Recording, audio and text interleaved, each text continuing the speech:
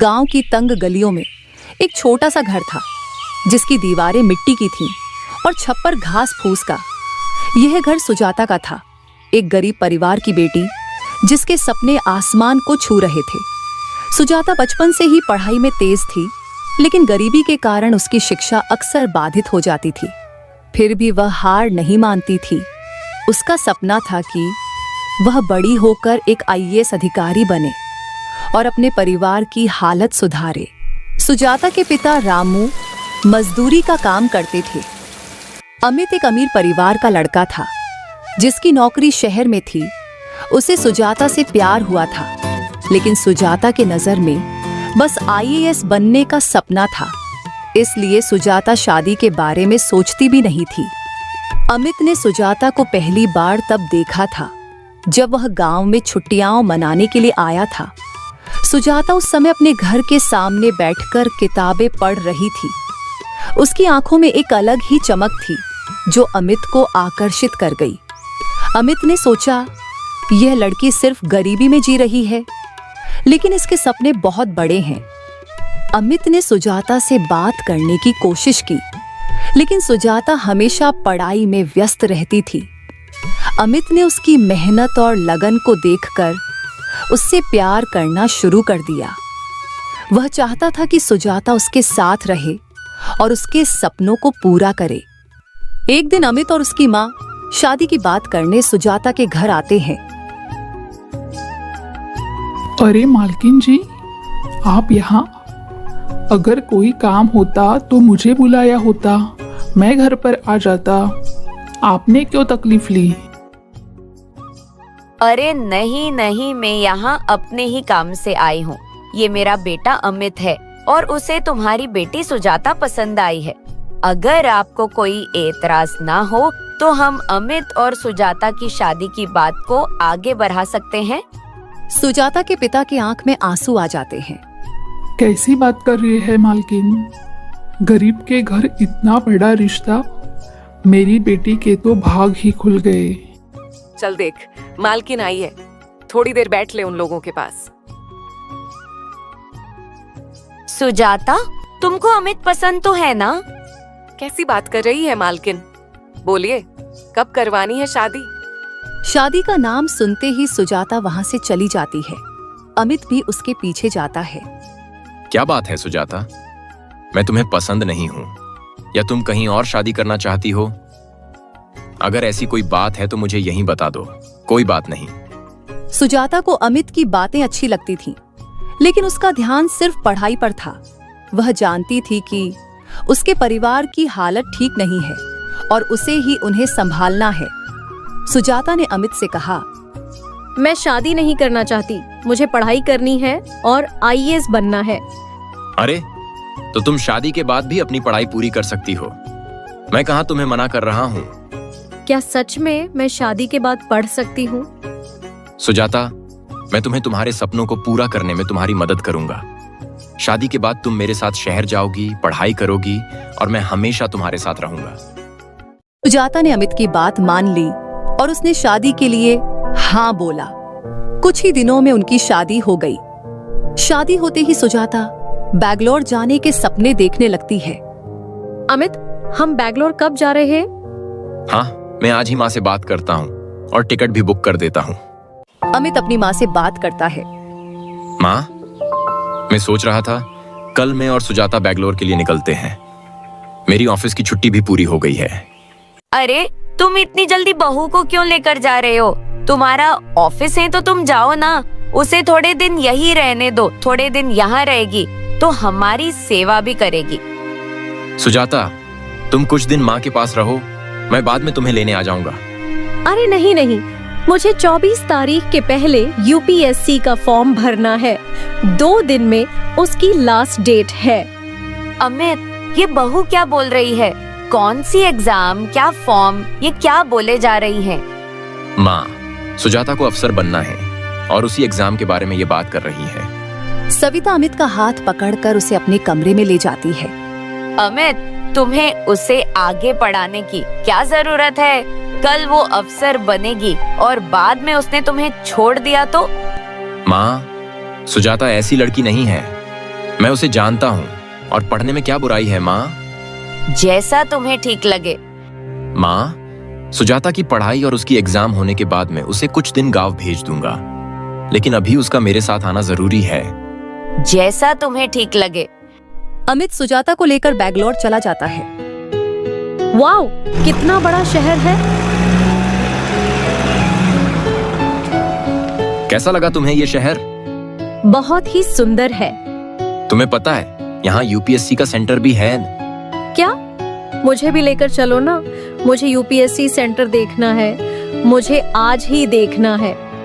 अरे आज नहीं, आज तो मुझे ऑफिस जाना जरूरी है। मेरी एक इम्पोर्टेंट मीटिंग है। मैं कल तुम्हें पक्का लेकर जाऊंगा। सुजाता अमित से गुस्सा होकर अपने कमरे में चली जाती है। वो अमित को नाश्ता तक नहीं देती। बेचारा अमित बिना नाश्ता और टिफिन लिए ही ऑफिस के लिए निकल जाता है। सुजाता दिन भर घर का कुछ भी काम नहीं करती है। शाम को जब अमित ऑफिस से घर आता है तो घर की हालत देखकर हैरान होता है।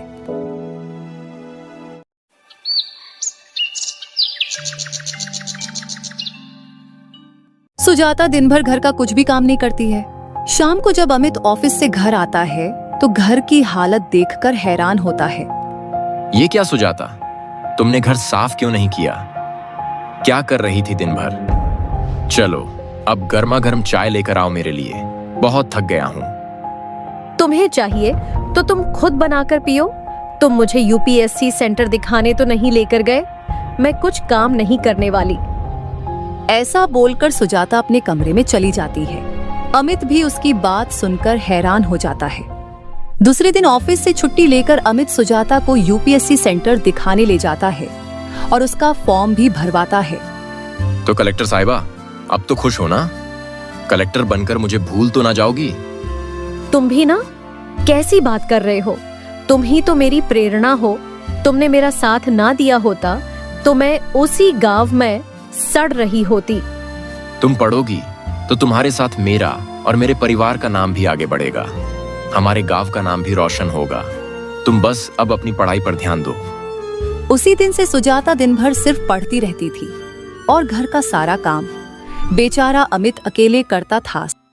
एक दिन ऑफिस से घर आकर अमित सुजाता को चाय बनाने के लिए बोलता है। अरे सुजाता, प्लीज मेरे लिए एक कप चाय बनाओ ना। आज ऑफिस में बहुत काम था, थक गया हूँ। अरे नहीं नहीं, तुम खुद बनाओ, मुझे पढ़ना है। और एक काम करो, मेरे लिए भी एक कप बनाओ। ये क्या बात हुई सुजाता? दिन भर तो तुम पढ़ती रहती हो और मुझे ऑफिस से आने के बाद एक कप चाय भी नहीं पिला सकती। अमित को गुस्सा आता है और वो सुजाता को बिना बताए ही अपने दोस्तों के पास चला जाता है। लगता है अमित को गुस्सा आ गया। मुझे बिना बताए ही चला गया। अगर इसने मुझे छोड़ दिया तो नहीं, जल्दी से रात के खाने के लिए उसके पसंद का कुछ बनाती हूँ। बस एक बार मैं कलेक्टर बन जाऊं, फिर इस अमित को तो मैं तुरंत छोड़ दूंगी। सुजाता अमित को खुश करने के लिए रात का खाना बनाती है। अमित बहुत ही भोला था। वो सुजाता की बातों में आता है और सब भूल जाता है। सुजाता, चलो ना आज हम कहीं बाहर घूमने चलते हैं। बहुत दिन हुए हम कहीं गए नहीं। मेरे सारे दोस्त अपनी बीवी के साथ घूमने जाते हैं और एक मेरी बीवी है, हर दिन किताबें लेकर बैठ जाती है। अरे नहीं, मुझे पढ़ाई करनी है। तुम एक काम करो, हम दोनों के लिए मस्त चाय बनाओ। हम यहीं बैठकर चाय पियेंगे। क्या यार तुम? मेरा भी मन करता है अपनी बीवी के साथ घूमूं, मजे करूं। ठीक है, तुम तुम्हारी पढ़ाई करो, तब तक मैं माँ से बात करता हूँ। ऐसा बोलकर अमित अपनी माँ को कॉल करता है। माँ को वह बंगलौर आने की जिद करता है और सविता भी बैंगलोर आने के लिए मान जाती है। अरे देखो सुजाता, कल की फ्लाइट से माँ बैंगलोर आ रही है। तुम अच्छे से उनकी खातिरदारी करना। क्या कल तुम्हारी माँ आ रही है? ऐसे अचानक क्यों आ रही है? क्यों का क्या मतलब है? उनके बेटे का घर है, वो जब चाहे आ सकती है। हाँ, ठीक है। दूसरे दिन सुबह सविता बैंगलोर आ जाती है और अमित उसे लेने एयरपोर्ट चला जाता है। सविता जब घर पहुंचती है तो सुजाता वेस्टर्न कपड़े पहनकर होती है। अरे बहू, ये कौन से कपड़े पहने हैं तुमने? माँ जी, मुझे इन्हीं कपड़ों में कंफर्टेबल लगता है। तुम्हें देखकर लगता नहीं कि ये वही सुजाता है जिसे मैं बचपन से देखते आई हूँ। सुजाता, सास के पैर छूना तो बनता है ना? हाँ माँ जी, वो आपने आते ही सवाल जवाब शुरू कर दिए। ऐसा बोलकर सुजाता सास के पैर छूती है। अरे सुजाता, जाओ माँ के लिए अच्छी सी गर्मा गर्म चाय बनाओ। माँ सफर करके थक गई होगी। क्या चाय? और मैं कैसी बात कर रहे हो? माँ के सामने तो सच बोलो। माँ जी, मैंने ना कभी चाय नहीं बनाई, यही बनाते हैं सब। आज क्या हो गया? जाओ बना लाओ चाय आप। सास को गुस्सा आ जाता है। वो नहीं बनाएगा, तुम बनाओगी।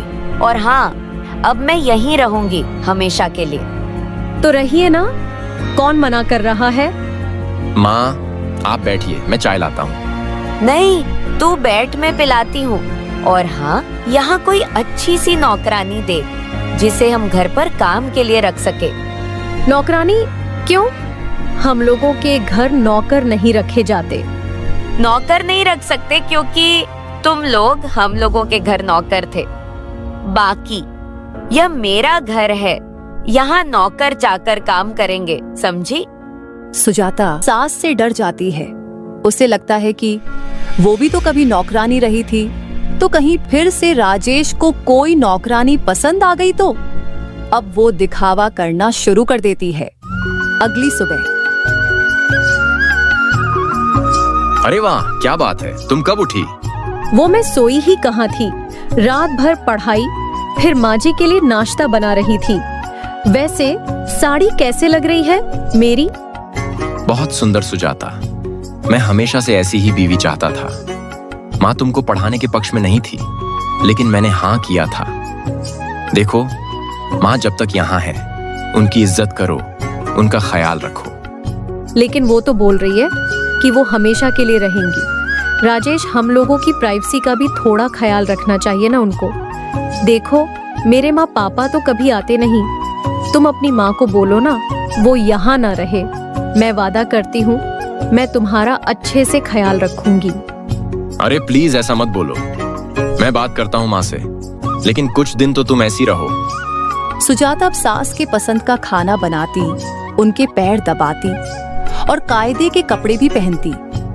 लेकिन यह सब तो दिखावा था, और दिखावा एक न एक दिन तो खत्म हो ही जाता है। बहू कहाँ हो? क्या हुआ माँ? देखो ना, आज बहू ने ना चाय दी, ना ही पूजा के फूल रखे। सुजाता अमित को अपने जाल में फंसा चुकी थी। माँ वो क्या है ना, वो पढ़ती है रात भर, थक जाती है। मैं क्या कहता हूँ, अब आप गांव चली जाओ।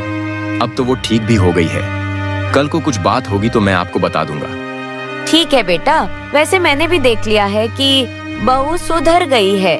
इसके परिवार के लिए क्या क्या नहीं किया, लेकिन सुजाता से ये उम्मीद नहीं थी। गरीब घर की लड़की है, घर को अच्छे से रखेगी ये सोचा था। जो घर को नहीं संभाल सकती, वो देश को कैसे संभालेगी? मैंने तुम्हें पहले ही कहा था, इसे मत पड़ा। अरे छोड़ो ना माँ, क्यों पुरानी बातों को लेकर बैठी हो? अच्छा, मैं ना कल की टिकट करवा देता हूँ। दूसरे दिन सविता गांव चली जाती है।